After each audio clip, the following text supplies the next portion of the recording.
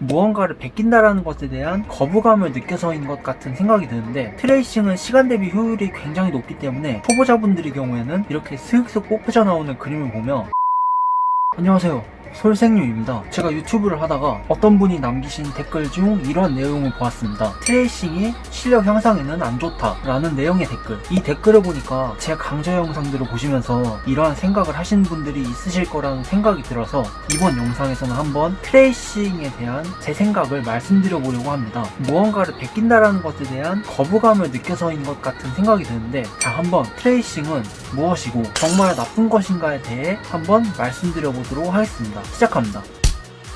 우리가 그림을 그리는 방식은 크게 4가지, 창작, 모작, 트레이싱, 리터칭, 이렇게 크게 4가지로 나눌 수 있는데, 대충 설명을 드리자면 창작은 내가 가진 지식과 경험을 바탕으로 이 세상에 존재하지 않는 나만의 작품을 만드는 것이고, 모작은 어떠한 사진이나 그림을 보고 내가 그 형태와 비율을 재가면서 똑같이 따라 그리는 것. 리터칭은 원본 사진이나 그림 그대로 올린 채 내가 추가적인 묘사나 형태적인 변형을 가하는 것입니다. 트레이싱은 구체적으로 무엇을 뜻하는 걸까요? 트레이싱은 무엇인가? 바로 원본 그림이나 사진을 이렇게 아래에 깔고 그 위에 층을 하나 더 얹어서 이렇게 대고 그리는 걸 말하는데, 이러한 트레이싱도 전체 트레이싱이냐 부분 트레이싱이냐로 나뉩니다. 일란성 쌍둥이냐 샴 쌍둥이냐의 차이라고 생각하시면 그나마 좀 쉽게 이해가 되실 텐데, 머리부터 발끝까지 싱크로율이 99.9% 이상 일치하면 전체 트레이싱, 머리, 몸 같은 특정 일부분만 따와서 똑같이 그리고 다른 부분은 내 맘대로 그려주면 부분 트레이싱이라고 생각을 하시면 됩니다.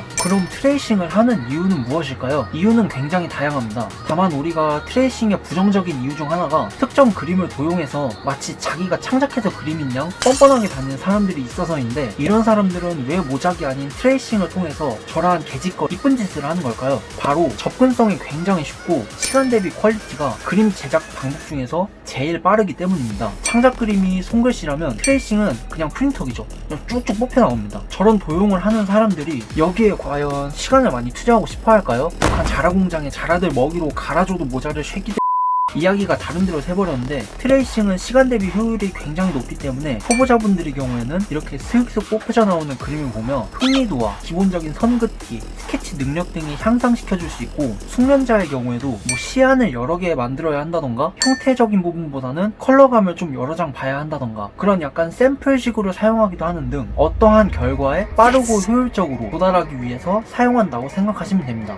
약간 뭐랄까 에너지 드링크 같은 존재라고 생각을 하시면은 이해가 빠르실 겁니다. 그럼 트레이싱은 나쁜 것일까요? 앞서 말씀드린 에너지 드링크로 설명드리자면, 에너지 드링크를 먹으면 잠깐 힘이 나지만 그걸 계속 복용하게 된다면 결국 몸이 망가지고 내성이 생기게 되어서 어느 순간부터는 아무리 마셔도 좀비마냥 몸과 뇌가 따로 노는 상황이 발생하게 됩니다. 즉 일정 이상부터는 아무리 트레이싱을 열심히 해도 실력 향상으로서는 미비하고 어느 순간 이게 나의 그림이다라고 착각을 해버림으로써 의존이 심해지는 그런 상황, 이게 바로 트레이싱에 의존할 경우 생기는 것이라고 생각하시면 되는데요. 단도직입적으로 말씀드리자면 트레이싱 그 자체만으로는 나쁘지 않습니다. 사람이 무언가 일을 꾸준히 하는 데 있어서는 흥미라는 게 비빔밥에 들어가는 고추장과 같이 굉장히 중요한 존재인데, 트레이싱은 모작을 하다가도 자주 망치기 일수인 그림 초보자분들께 지치지 않도록 확 이끌어주는 정말 아주 효율적인 수단 중 하나입니다. 다만 특정한 구간, 특정한 시기에 효율만을 위해서 사용하는 것이 이 트레이싱인 만큼 더 높은 실력 상승이 필요할 때에는 지양해야 하는 것이 사실입니다. 그리고 결정적으로 트레이싱 제작물은 저작자에게 저작권이 없습니다. 즉 이걸 영리적으로 쓴다거나 무단으로 배포한다거나 하는 순간 요즘같이 저작권에 민감한 이 현대사회에서 트레이싱은커녕 창작물에서도 툭하면 표절 시비가 붙는 이러한 시기에 트레이싱으로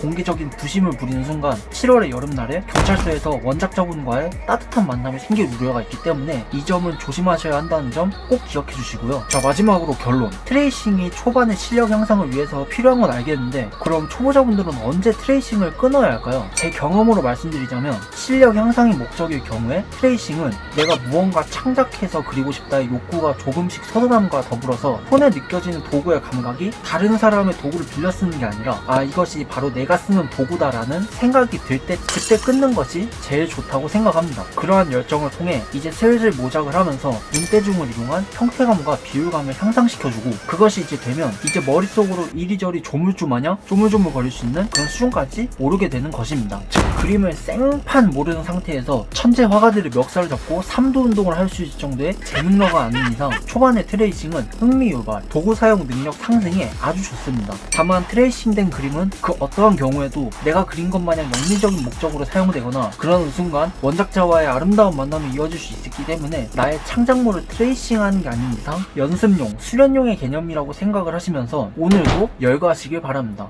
얼른 종강하고 싶은데 지금까지 트레이싱에 대한 고찰의 솔생님이었습니다. 감사합니다.